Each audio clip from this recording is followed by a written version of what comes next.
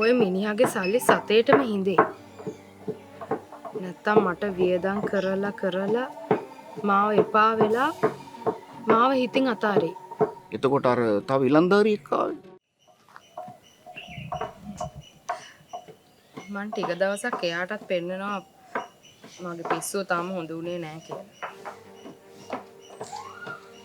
ඒ ළමයා ගැනත් ලොකු විශ්වාසයක් නැහැ වගේ. නෑ විශ්වාසයක් නැතුව නෙවෙයි. මට එයා ගැන තියෙන විශ්වාසය තව වැඩි කරගන්න. එයා මම වෙනුවෙන් මොනවද කරන්නේ කියලා බලන්න. ඒක හරි. පිරිමියෙක් ගෑණියට කැමති වෙන්නේ ඉස්සල්ලාම රුවට. ඒ කියන්නේ මතු පිටට.